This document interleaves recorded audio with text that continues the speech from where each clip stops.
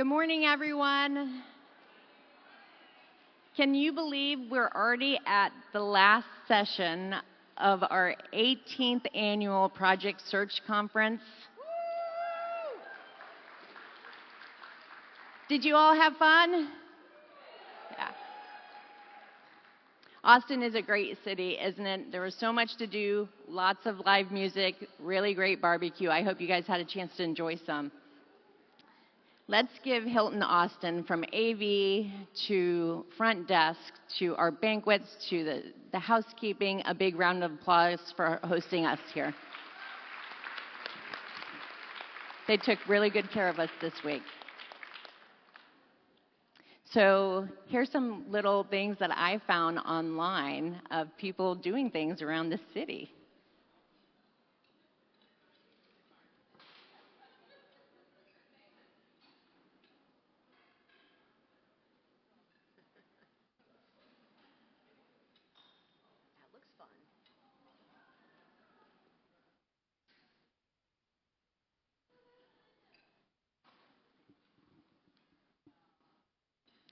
It was I don't know why that happened like that.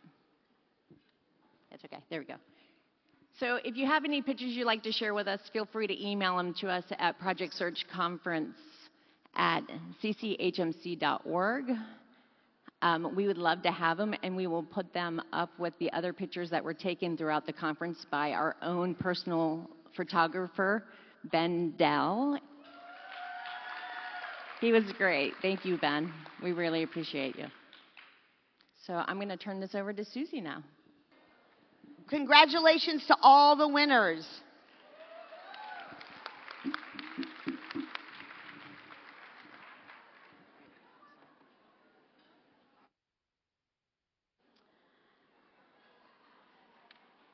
So another kind of different thing this year is that we typically close with interns or graduates, but we've had some graduates throughout the week. We started on Wednesday morning with our own Walter here in Austin. Walter gave a special session this morning. We had our two young men early on Wednesday morning also. And then we had alumni track yesterday. So we've been focusing on interns all week. Right now, we're going to focus on you. We all know that self-care is so important, but do we often take the time to just do some self-care? Something that we would like, something that makes us feel better? It's kind of like when you get on the plane and they say that, you have to put your mask on first before you attend to your children or the person next to you.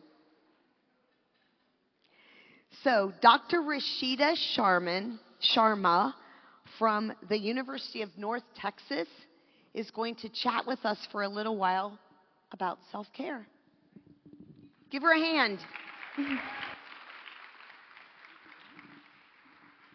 Wonderful. Well, thank you, Susie, for that warm welcome. And hello, good morning to all of you. It is my pleasure to be here today to wrap up this wonderful conference that you've had for the past few days with a topic that's really near and dear to my heart. I was chatting with somebody earlier today, and I said self-care is one of those topics that I have found myself doing numerous presentations on over the past several years, especially more so since the pandemic. It's a topic that I'm really passionate about because I see the impact that it has on the lives of professionals just like you and me who dedicate our time to working with clients, customers, consumers, patients, whatever we call them, all day long. So without further ado, let me take the next 45 minutes to chat with you about ways in which we can sustain ourselves while taking care of others, while providing them the supports that they need. So we'll start today by talking about, or looking real quickly just at burnout and stress and how that impacts us. I won't go into detail into this. I did at a session that I did yesterday, but we'll look at what some common issues are that are facing individuals in the human services field. Then we'll look at what we can do to sustain ourselves. What are some actual things that we can incorporate into our lifestyle? And then I'm going to leave you with a couple of let's say challenges for incorporating different ways of looking at things, different ways of interpreting situations into your lifestyle. and see if you can maybe pick one of those and take them home and make a conscious decision to try that out. So without further ado, let's talk about these different issues that impact human services professionals. The very first one, which is not going to sound surprising to any of you, is compassion fatigue, right? We've got several hundred people here. How about I see a little show of hands? How many of you have ever felt compassion fatigue? Okay, I'm seeing about at least half, if not more, of you raising your hand there. Compassion fatigue is an after effect of the type of caring work that we do. We bear in oftentimes the suffering of others, the challenges that others experience, and in doing so, we carry that with us. Our work isn't the type of work where at the end of the day, you shut down a file, you turn off your computer, and you don't have to think about it until 8 a.m. the next day.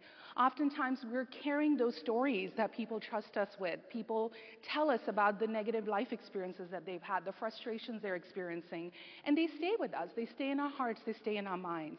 So compassion fatigue tends to creep up on us, and it comes from an exposure to a lot of traumatic stories and incidents that people tell us. And it is because of the type of chronic work that we do, the type of work that we do where we have to constantly be present for others. It's, again, not a moral fallacy. It's not an individual shortcoming. It is just kind of a side effect of the work we do. And related to this is burnout. Many of us have probably experienced burnout. Burnout was at an all-time high during the pandemic. I've lost track of how many presentations I was asked to do about burnout during the pandemic. However, here we are now, 5.5 years after the pandemic started, still finding that our populations, our workforce, is struggling with burnout. And burnout is something that it leads to a decreased ability on our end to attach to the next client that we're working with. In very simple words, we have poured so much out of our cup that there is very little left to pour into the cup of the next client that comes through, or even into your own cup. This empathy that we engage in with all of our clients oftentimes runs dry at the end of the day. And so it really falls upon us then to find ways in which we can recharge it. Burnout is something that is an actual syndrome now. Several years ago, it was just seen as something where a person just didn't engage in self-care. But burnout is now defined in the International Classification of Disorders, the ICD-9 and 10, as a concept that occurs in the context of work, very specifically. It is characterized by 3 dimensions. So a person may feel really depleted or exhausted, like they have nothing left to give or very little left to give. It could also lead to some increased distancing from one's job. I used to work in an inpatient psych unit for children many years ago, and I had a colleague who, after a year at the job, I would frequently hear her saying, "You know what, I'm just here for the paycheck." And I realize now, I didn't then as a young professional, that she was really burnt out. For her, she had to just convince herself to show up for that paycheck without having the capacity anymore to engage with her clients, because it is extremely traumatic working with children who have been through extremely traumatic experiences, whether it's abuse or suicidal ideation or other horrific things that we don't typically think of children encountering. So burnout can certainly lead to this mental distancing from one's job, and then of course related professional inefficiency, where you just feel like you're not quite doing your best. So you may start off as this, fresh matchstick, ready to go, and then literally in a few years, you just feel like, I am not quite this person anymore. I am very burnt out. So in this context, as I mentioned, it's important to emphasize that burnout happens oftentimes because of organizational stress, the way our jobs are designed, and that impacts our abilities to cope with it because of things well beyond our control. Compassion fatigue, I want to talk a little bit more about that for just another 30 seconds. It has an additive effect, okay? I have a flow chart in front of you, and it seems pretty complicated, but excuse me, all it's saying is that when we meet one client who is struggling, who's maybe experienced some trauma, we give to them our empathy, we give to them our supports, and typically, in a typical process, if you're only exposed to that situation once you have done your bit, you can detach from that client, you can feel good about your job and say, I did something to help facilitate an increase in their psychosocial functioning, and then you're good to go. However, when we are exposed to chronic incidents where we're working with not just one, but 10, 20, 100, maybe over the course of your lifetime, thousands of clients who are coming in and leaving that trauma with you, it has an additive effect. And that becomes that much harder to manage because we can't always just consciously, drop off that trauma once you stop working with that client. There are clients that I worked with 10, 15 years ago, maybe actually even 20 years ago, that I will never forget. I know their stories will always stay with me because of just the significant impact of just even hearing about their trauma on their lives. So compassion fatigue can come with quite a series of symptoms. People can experience a lot of bottled up emotions. They may find themselves blaming, whether it's the system, the man, just the way things are. They may experience a lot of isolation from others. There might be an unusual amount of complaints, possibly even substance misuse. I mentioned in my slides yesterday that when that one glass of wine after a long day starts turning into a whole bottle of wine at the end of the day, that's when you know you've got a little bit of a problem there, something that is definitely worth looking into, right? Compulsive behaviors like overspending, where you just feel the need to just almost like make yourself feel alive again by spending money or gambling or things like that. And of course, poor self-care, appearance, hygiene, et cetera, gets impacted. There could potentially be legal problems. There could be nightmares. When I first started working at the inpatient children's unit, the psych unit, that was the first time in my life that I ever had nightmares. Never before had I had nightmares. It was in that first month of the job that I would wake up with a lot of just sweats and just all these, images of these kids and all the abuse that they'd experienced. And so I had to very intentionally address that, chat with colleagues and say, hey, have you ever experienced it? And one of them had. And she said, yeah, I did. And here's what I did. And she shared with me what she did. And I found that actually, it was a very simple behavioral intervention. All she said was, at the end of the day, because we used to work night shifts, so I used to work till 11 o'clock in the night. She said, at the end of the day, when I drive out of the parking garage, I roll down my car window and I just mentally give myself permission to pull those thoughts out of my head and leave them behind. Okay? It's behavioral. I mean, she wasn't physically doing anything except just engaging in the act of rolling down a window and sort of pulling these thoughts or imagining these thoughts, getting pulled out of her head, and she would tell herself, I'm leaving these behind for tonight. I'll pick them up when I come back tomorrow. And it's not as easy as that always. However, it's that intentionality that you create in practicing a ritual, in giving yourself permission to, let that vicarious trauma or that compassion fatigue behind, that can make a significant difference if you make it a sustainable part of your lifestyle. There are lots of ways in which unhealthy workplaces contribute to what is seen as work-related stress, which then impacts us as individuals, our lives. So unhealthy workplaces could lead to increased turnover. They could lead to increased litigation, decreased employee satisfaction. You could have employer commitment that goes down. You could have, or employee commitment, increased absenteeism, use of course, health resource claims. It could also lead to short and long-term disability and depression. So lots of ways in which these things continue to impact us. So at the end of the day, it leads to decreased productivity and increased costs in a workplace. And this job stress, it isn't just something that is a metaphor for things. It has actual tangible impacts on the economy or just the health overall. When we look at job stress, it leads to about 40% of job turnover in a workplace, leading to healthcare expenditures that might be nearly 50% or greater in that workplace for workplaces that have high levels of stress. It is often the source of many mental health complaints family problems, and then when an employee leaves, replacing that employee might cost the company anywhere from 120 to 200% of their salary by the time it's lost hours of productivity, and then hiring somebody, training them, and then they are ready to hit the road running. So there's a lot of loss in financial dollars there as well. And the average cost of this absenteeism in a company, in larger companies, might be upwards of $3.6 million. Lots of money there that goes into it. And depression oftentimes ends up being one of those psychosomatic or psychosocial symptoms that come up when people are experiencing a lot of workplace stress. So to address this, we really need what is a mindset shift. We can't continue working the way we are because our work style is making us sick, literally impacting our health. We have to give up this illusion that burnout is the inevitable cost of success. No, it is not. It doesn't have to be. But somehow we tend to operate in this massive hustle culture, right? Where it's like, come on, you got to do more. You got to, everybody has 100 hours in a week. You're only working 40 hours. What are you doing the remaining 60 hours? There's a lot of this mentality of you have to be productive at all times. Or if you are going to be successful in a job, of course you're going to be completely spent by the end of it.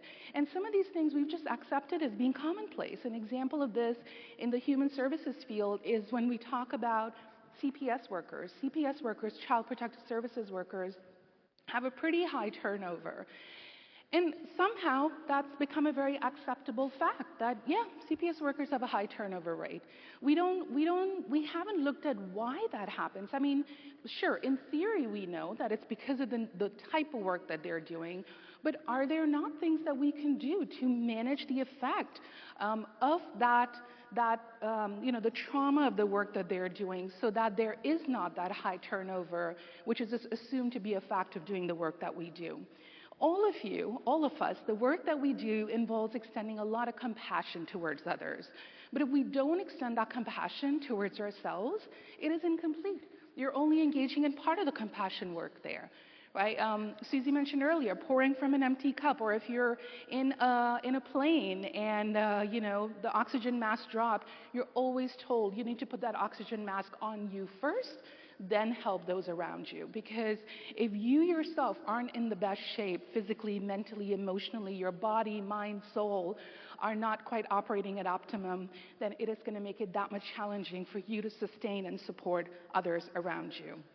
So this is where then we come into the necessity of having to sustain ourselves. We have to create sustainable practices that we incorporate into our lifestyle so that we can enjoy the job satisfaction and the life satisfaction that we have. We often talk about, and you probably heard of life-care balance, right? Or life-work balance, which is great, but typically when we look at images representing life-work balance, it's a seesaw, like a type of a pendulum, right, where you're supposed to have both at equal levels. However, maybe that's also not the correct notion. Maybe it's a work-life rebalance that we have to do. We have to constantly keep navigating what requires more of my time and presence this time, today, this hour, this week, maybe even this month, depending on the cadence of your work, but then also allowing yourself to recalibrate and reconceptualize where things are. And this is where self-care comes into play. Self-care is critical for sustaining ourselves because it allows us to prioritize our physical, mental, and emotional needs, our body, mind, and soul. So it involves prioritizing these activities that can help us manage our stress, our workplace stress, our organizational stress, and improve our overall health, whether it's physical health, mental health, and also to find the joy back in our jobs, in our lives, in whatever it is that we are doing.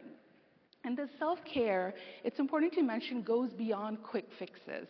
It's not just going to the nail salon and getting your nails done or taking a quick vacation and saying, well, yeah, I take a huge vacation at the end of the year, every year, and that is my self-care. I'm glad that's your self-care. Someone who loves traveling, absolutely, traveling is a great self-care. However, if you're only doing it once a year, then it's not having that sustainability effect on you. It's something that you have to burn out to then get to and then enjoy. You come back, you feel refreshed or recharged for a couple of days, but then you go through that same cycle again. I mentioned that I did a lot of these presentations at the beginning of the pandemic and during the pandemic, and the title of many of my presentations at that time was something to do with bubble baths and self-care. And bubble baths are great. However, a lot of people find that they're taking these bubble baths and they're living their best lives, but actually still not quite feeling it, right? They're like, yeah, I did. I sat in there and I'm doing this. You know, I got my nails done and I took that vacation and I'm in this warm soapy bath, but still languishing instead of thriving. And this languishing is a feeling that does not get eradicated by just doing these spurts of one thing here, one thing there. We have to build intentionality in our self-care. It has to be more than a once-a-month bubble bath, if even that. I mean, many of us have bathtubs, but do we actually take that bubble bath every day? My guess is most of us do not take a bubble bath every single day. We may, if we're lucky, do it once a week, or maybe we get that vacation, twice a year instead of once a year, but it is not sustainable if only done frequently. So because of that, many of us are showing up to work not quite feeling our best, right? We're there, we're all dressed up, and we're like, oh my gosh, this day is dragging. I am so spent. And this is, again, why it's important to look at different ways in which we can reconceptualize how we show up to work. Yeah, if you can't tell, I'm a dog person, so no dog memes are ever enough for me. I could have a whole presentation of dog memes if possible. So the other thing I want to say before I move into these actual tips is this concept, this mentality of #YOLO, right? Like, you only live once, do it all, it's okay if you can't sleep and, you're like running yourself ragged by the end of it. And I think we need to move away from this mentality of #YOLO and perhaps enjoy #JOMO, right? JOMO is the joy of missing out. It's okay if it's not there anymore. No problem with that, right? We can enjoy a moment of just sitting and not participating in something. Trust me, it is possible. Life goes on. Now, my students may disagree with me and believe that is not possible if they miss out on a party, but we know better, right?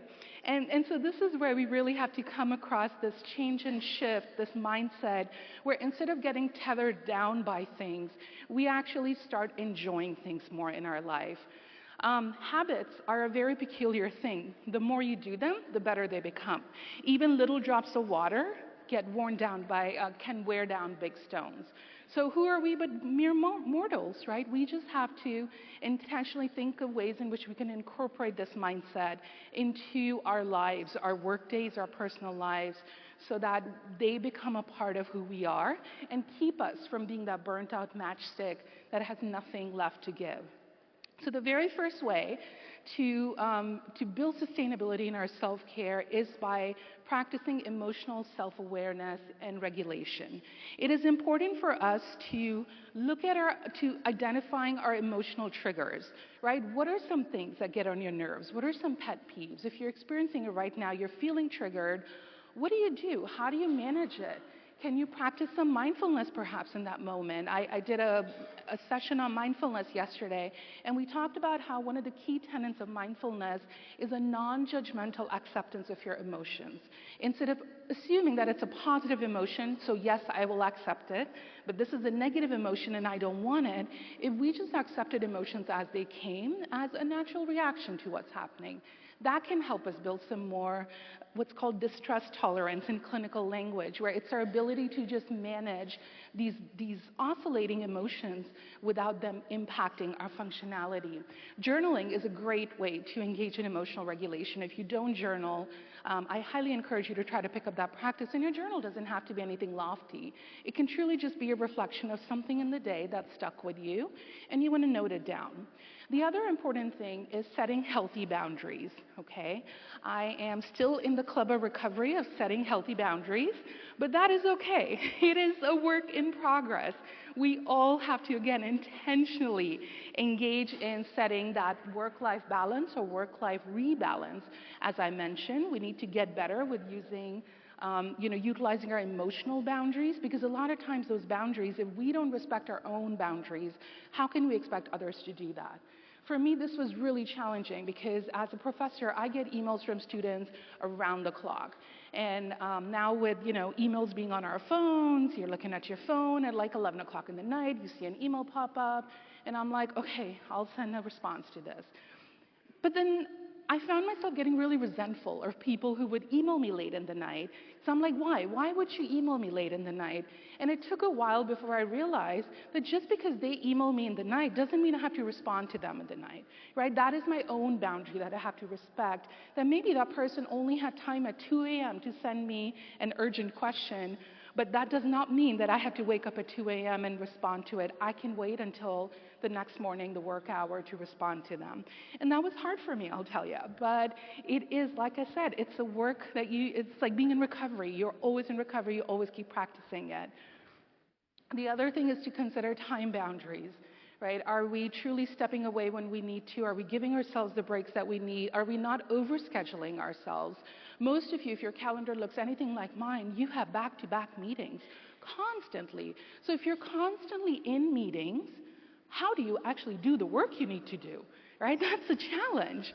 And I learned very quickly that if I spend 7 hours in meetings in a day, that means I typically need several more hours in a day to actually do the tasks that I need to do in a day. And so it was a good wake-up call where I realized that my meetings needed to be scheduled a little differently. Many of you probably, if you use Outlook, you notice that originally, the default block for meetings used to be 1 hour, 60 minutes. But now it's changed that over the past year or two to 45 minutes. That's the default.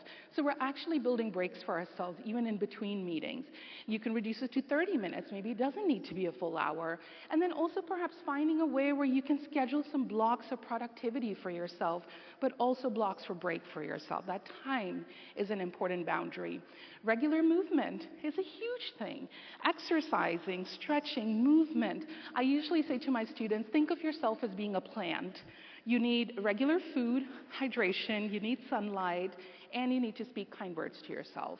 We need to take care of ourselves better. We spend hours just sitting in front of a computer or possibly running around without necessarily giving our body enough movement that it starts impacting, again, how we feel at the end of the day.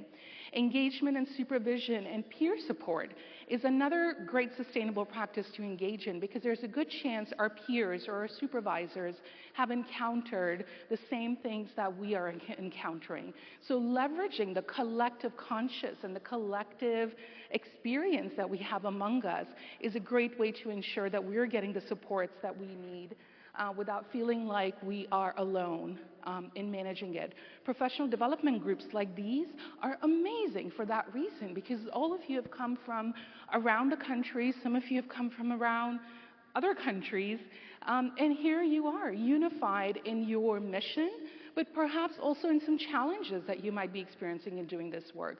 And being able to talk to somebody from across the country, across the pond, allows us to feel more validated about what we're experiencing, and then of course also discuss and brainstorm ways to navigate it. Continuing education, professional growth is a great way for us to get out of the rut of just sitting in our offices or just doing the work that we do without necessarily seeing if there are other ways in which we can get the practice that we need. There we go. I was going to say on this topic, one of the things that's been really interesting to me is the use of AI, artificial intelligence, in helping us learn and grow and maybe do our jobs better, but how resistant people have been to it. A lot of people are like, at least in my field, and this may be different in yours, they're kind of like ostrich with their heads like stuck in the sand, and they're like, if I don't see it, it'll go away. Well, it's not doing that. AI is here to stay. So maybe it's time we took it upon ourselves to get educated on it, to learn how AI can make our lives better. Here in Texas, the Texas Workforce Commission launched their virtual assistant, Sarah, that's her name. Sarah, right? S-A-R-A, that's what she's called. So Sarah, I think, was launched in a couple of offices perhaps a year and a half ago. And it was interesting to see how resistant the voc rehab counselors were in using Sarah. Many of them actually looked at Sarah very suspiciously, like, who's she and what is she doing in my caseload, right? When in fact, Sarah was designed to help make a lot of case management tasks much easier. I was just chatting with somebody, I think, Melinda, it was you. We were talking about, someone who started new in a position within that workforce, the vocational rehab area, and had a client who'd been there for maybe 9 or 10 years, had like 900 case notes there that this professional had to catch up on. And by using artificial intelligence, she was able to consolidate 900 notes into maybe 3 pages of notes and quickly review that person's past history without either spending laborious hours trying to catch up to it or having to ask that person to tell them everything all over again. So we owe it upon us to also keep track of these developments in our field that can help make our jobs easier. Reflective practice, taking stock of where you are and what needs to change, is an important part of creating sustainability in our self-care. It allows us to, maybe debrief if we need to reach for support. Balanced nutrition and hydration. I talked about being a plant, so channel your inner plant if you can. Don't be that plant that, someone gave to you when they were maybe they were out on vacation and you forgot about it for 2 weeks, and now they're coming back and the leaves are browning and yellowing and the poor plant is falling apart. And then you're like, you know what, let me give it some Miracle Grow. That Miracle Grow is not going to kick in after 2 weeks of neglect. So we have to, again, make sure this is something that we're doing every day, building rituals around it, making sure we're staying hydrated, engaging in hobbies and relaxation, right? Hobbies, interestingly enough, have made a comeback during the pandemic. Even though people had stopped doing these things, now there are YouTube videos and TikToks and Instas and all of these things of people rediscovering the joys of cross-stitch, embroidery, knitting, crocheting, all of that, and finding that, oh, there is some value to this, right? Giving myself something to do that isn't just looking at a device, watching a movie, or constantly feeling the need to YOLO is actually helpful as well. Cultivating positive social relationships and connections is crucial. We were having a conversation yesterday after my session about how, because of working from home, a lot of us have found ourselves feeling very isolated. Now, work from home works differently for different people. Some love it and they thrive in it. They don't want to have to talk to another person in real life ever. But for many of us, working from home actually creates a sense of isolation.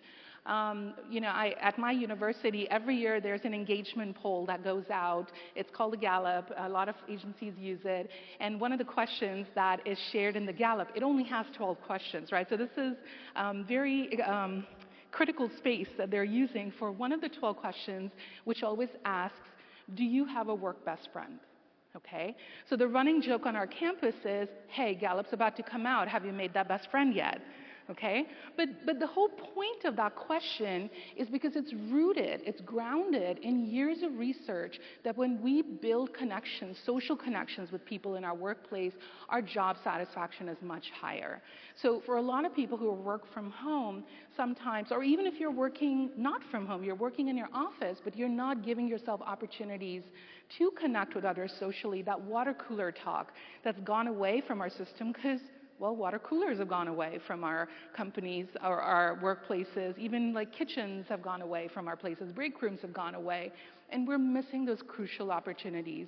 A lot of Uber drivers that I have chatted with, because I take a lot of Ubers, they talk about how this is their side gig. They have a full-time job, but because it's a remote job and they never get to interact with people, they're driving Uber just so they can talk to people, and they enjoy that social connection.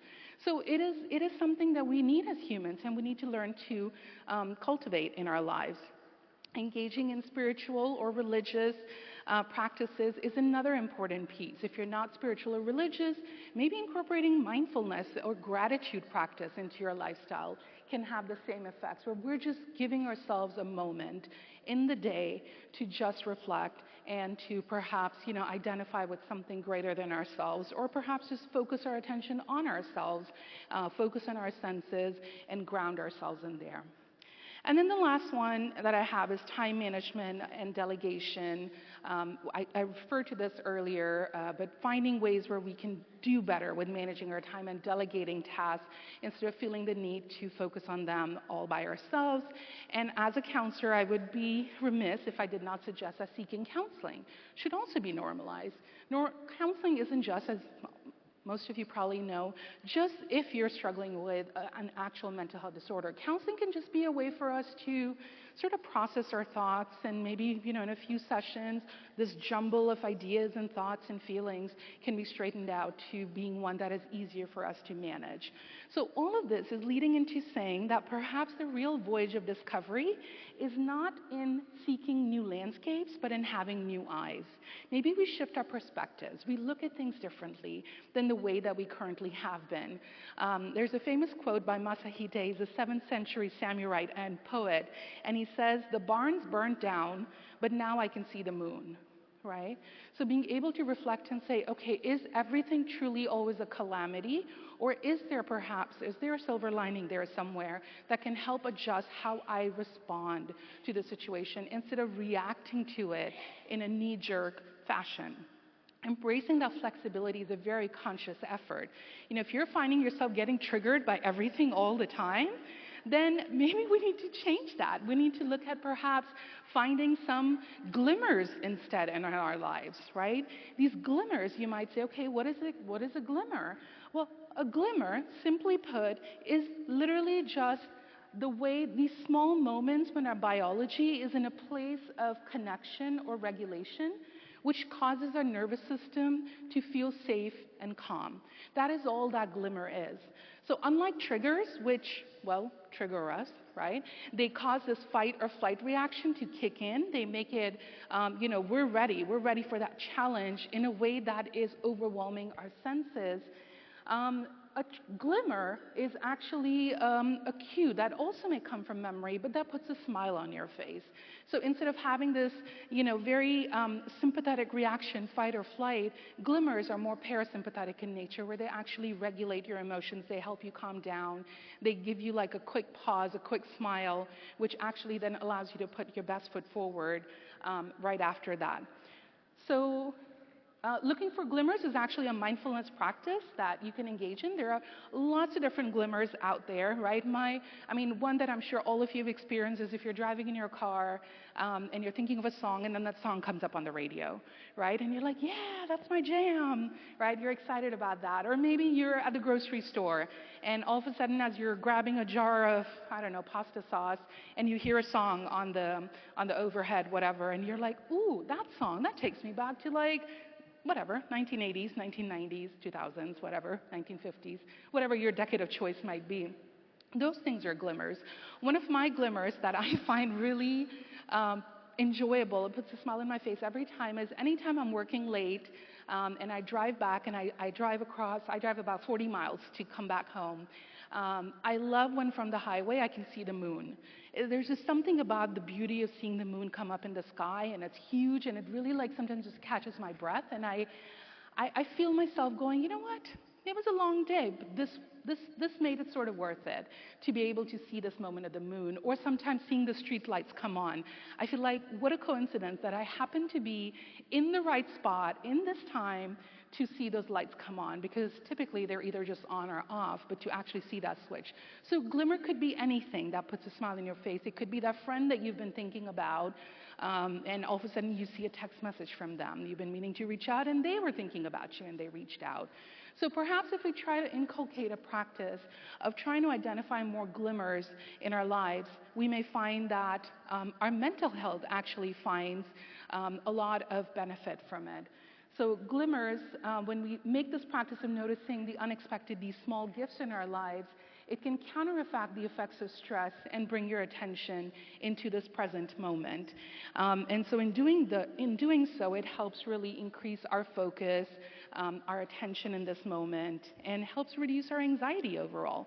Little things, right? We're not talking about a lavish vacation or, a nice bubble bath. We're talking about just little things that we can do to shift our attention away from things that trigger us to things that actually have quite the opposite effect.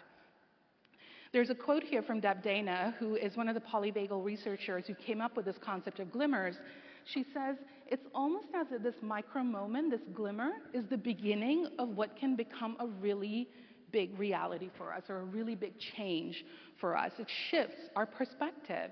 And this makes me think of, something like an experience that all of us have, which is rain, right? It's very fascinating to me how different people's reactions are to rain. Some people, right, feel the rain, others just get wet. And I think that's very important, because the rain is no different. It is the same thing that's happening to all of us. While some are like, ooh, rain, I love the smell, I want to dance in this rain, it just makes me feel so cozy. Others are like, oh no, not that rain again, I hate the rain. And so our perspective there shifts our experience and our reaction to a situation that we're all experiencing in that moment. So with that intentionality, I'll leave you with one more slide. This is one of my favorite slides. It's just one slide, but it gives you some ideas or concepts that actually have been around for many years, many years.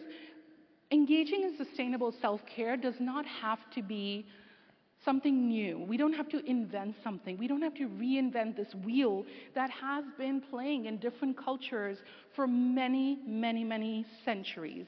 One of these things is wabi-sabi.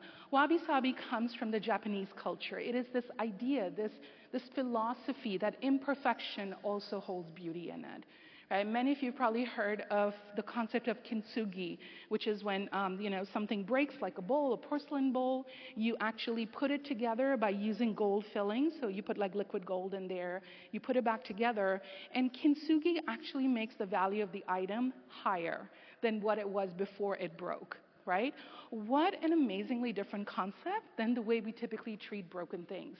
We look at them as being worthless, as something that needs to be thrown away. But what if we change that perspective and we looked at it as perhaps having the capacity to even hold more value at that point and finding that beauty in that imperfection? Another one here is hygge. And hygge comes from this Norwegian concept of creating warm atmospheres that we can enjoy life's simple pleasures in. It allows us to take time away from our daily rush. So think about the space that we operate in, right? What does your office, your cubicle, your workspace look like? Is it one that's literally just, your laptop, papers, pens, and such? Or is it a space that is truly inviting, that you want to be in? And I find that this makes a very big difference. Now, certainly, different people have different expectations. Some are minimalists, and they don't want anything. Some are maximalists, as we can say, who like everything. I may fall more on the maximalist side. However, you don't have to be a maximalist in order to create a space that you operate in for 8, 9, maybe 10 hours a day that isn't an inviting space. Whether it's, the types of photographs you have around you or other items, just maybe reconceptualizing how we work, the space in which we work, can have that impact. The next one here is Ubuntu. Ubuntu comes from African traditions, is this concept of I am because we are, right? This collective conscience that we operate in.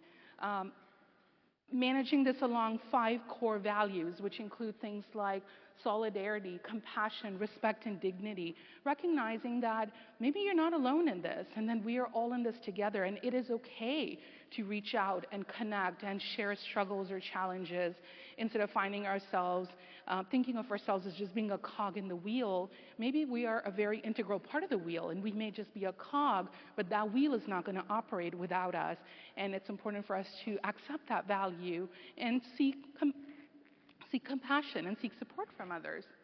The next one here is sossegado, which comes from sort of Portuguese Goan traditions from India, when the Portuguese colonized India. And it's this concept of just, kind of letting things slide. They are what they are. So the Goanese people are they're known to just be like, something doesn't go their way, and they're like, sossegado.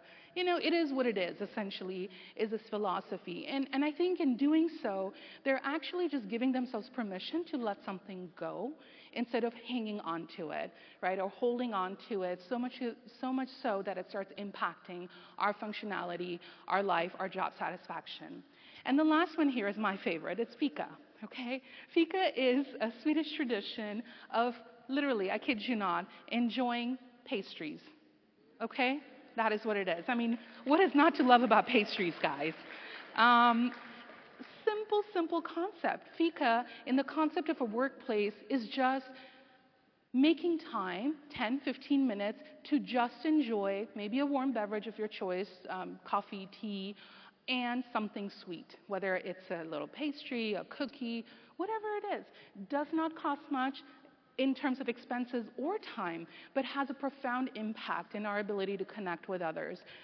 One of my former students, who's now a manager at a VR office or VR region, she heard me talking about this, and she said, I'm going to try this out, Dr. Sharma.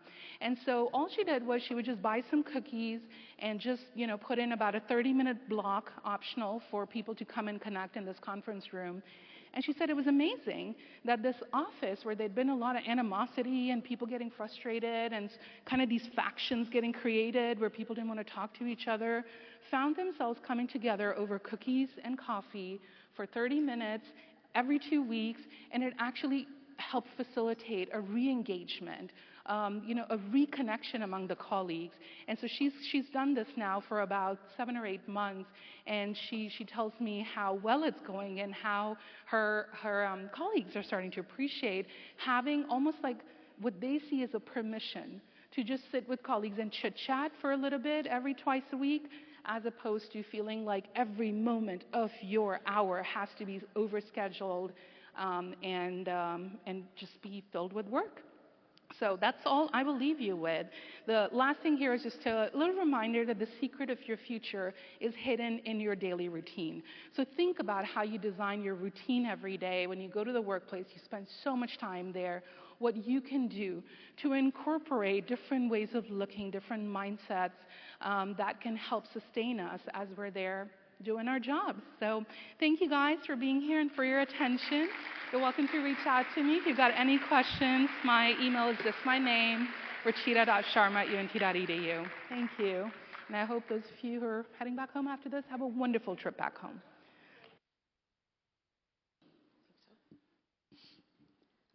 Well, I don't know about you, but I took lots of little nuggets, and I think my favorite was when the woman was in the bathtub.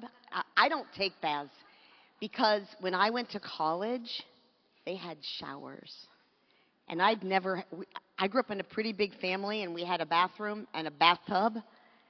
And then I discovered showers. Like, wow, they're clean water. It's wonderful. Sorry. All right. So be curious, not judgmental. Think about believing. Think about being brave. Somebody said the other day that their favorite character was Keely. When you first got introduced to Keely, what did she say? Someone said, "Who are you?" And she said, "Well, I'm famous for being kind of famous." Like, how fun is that? So seriously, I hope that you've had a wonderful, inspirational time. And I want you to, maybe your favorite session that you went to, maybe your new friend that you met, maybe some new strategies that you learned. We hope that you put some of those into practice this year and just have a great year. This was a great conference. I think I loved everything about it, especially just meeting so many of you that I either knew before or now know again. So thank you so much. So are you ready one more time? You want to make yourself small? Ready? Everyone stand.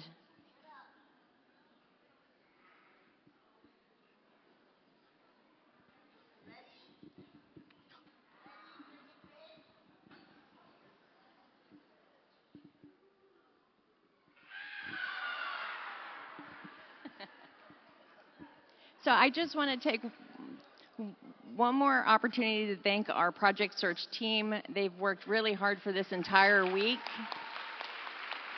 And a really, really big round of applause for Susie Rakowski. As you can see, come over here. As you can see, we are ending it the way we started it, by twinning. We're sporting our Texas Bucky shirts, so when we bring them home, we will remember this week with all of you, and always think of our great times with our friends and our new friends, and hopefully next year we will see you back.